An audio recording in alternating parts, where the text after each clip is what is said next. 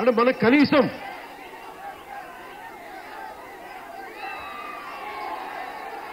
ముఖ్యంగా ఆంధ్రప్రదేశ్ విపరీతమైన తీర ప్రాంతం ఉన్న రాష్ట్రం ఉంది. అలాంటి రాష్ట్రం నేను 2014లో మొత్తం తిరిగాను. తిరిగితే నాకు అనిపించింది డబ్బున్న వాళ్ళే డబ్బున్న వాళ్ళు అయిపోతా ఉన్నారు. వేల కోట్లు సంపాదించిన వాళ్ళు ఇంకా వేల కోట్లు సంపాదిస్తా ఉన్నారు. డబ్బు లేని వాళ్ళు మరింత డబ్బు లేని వాళ్ళకి అయిపోతున్నారు. ఈ రోజున చూస్తే ఒక వ్యక్తులు సడన్ గా 10 ఉద్యోగాలు ఇవ్వలేని వాళ్ళు కూడా డబ్బులు సంపాదిస్తుంది బ్రోకర్లు, పైరవీకారులు, వీళ్ళు వేల కోట్లు సంపాదిస్తా ఉన్నారు.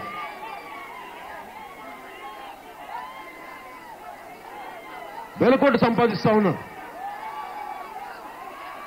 నాకు నిజంగా బాధ కలిగించింది. రాష్ట్రంలో డిగ్రీలు చదువుకొని, పోస్ట్ గ్రాడ్యుయేషన్ చదువుకొని, రాత్రనగా పగలనగా కష్టపడే శ్రామికులు, రైతు కూలీలు, శ్రమశక్తిని నమ్ముకున్న ఇంత వ్యక్తులు, సర్వస్వాన్ని దారపోసిన ఆడపడుచులు, వీరు కష్టాలు పడతా ఉంటే పైరవీలు చేసేవాళ్లు, అవినీతి పరులు, పట్టుమని 10 ఉద్యోగాలు ఇవ్వలేని వాళ్ళు కూడా వేల కోట్లు పడగలెత్తుతా ఉంటే చాలా ఆగ్రహం తెప్పించేది నాకు. జగన్మోహన్ రెడ్డి గారి ఆస్తి అంతకుముందు కనీసం ట్యాక్సులు కూడా కట్టలేని వ్యక్తులు 3-4 సంవత్సరాల్లో సడన్ గా 100 కోట్లు ట్యాక్స్ కట్టే పరిస్థితికి వెళ్ళిపోయారు. 3-4 ఎకరాలు భూమి లేని ముఖ్యమంత్రులు హెరిటేజ్ ఫ్యాక్టరీలు సంపాదించగలిగే స్థాయికి వెళ్ళిపోయారు.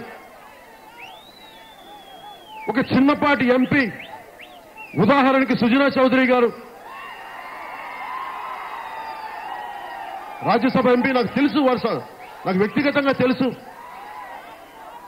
నేను ఆశ్చర్యపోయాను ఈ మధ్యన పేపర్లో చదివి. ఆయన కార్లు సీజ్ చేశారంట, ఆయన వేల కోట్లు దోచేశారంట. నాకు అనిపించింది ఎక్కడి నుంచి వస్తున్నాయి వీళ్ళు? టాటాస్ లాగా, ఇన్ఫోసిస్ నారాయణమూర్తి లాగా, మిగతా పెద్ద పారిశ్రామికవేత్తల్లాగా ఒక ప్రోడక్ట్ కనిపెట్టరు, ఒక సర్వీసెస్ కనిపెట్టరు, పరిశ్రమలు స్థాపించరు, ఉద్యోగాలు ఇవ్వరు, కానీ వేలకు వేల కోట్లు వచ్చేస్తాయి. బ్యాంకుల నుంచి రుణాలు తీసుకుంటారు. అదే మన డ్వాక్రా మహిళలు ఒక వారి పొదుపు సొమ్ముని బ్యాంకుల్లో వేస్తే వారికి రుణమాఫీలు చేయరు. బ్యాంక్ అధికారులు ఇబ్బంది పెడతారు సగటు మహిళల్ని, రైతుల్ని, కౌలు రైతుల్ని హింసించేస్తారు. మరి అలాంటిది ఇంత పెద్ద పారిశ్రామికవేత్తలు రాజ్యసభ సభ్యులయ్యారు, పెద్ద పెద్ద రాజకీయ పదవులు అధిష్ఠించారు. వీరు మటుకు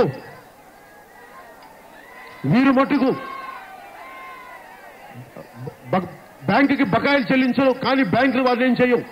డబ్బున్న వారిని బ్యాంకులు ఏం చెయ్యవు. ఒక విజయ్ మాల్యా ఏం చెయ్యవు, ఒక సుజనా చౌదరి గారిని ఏం చెయ్యవు.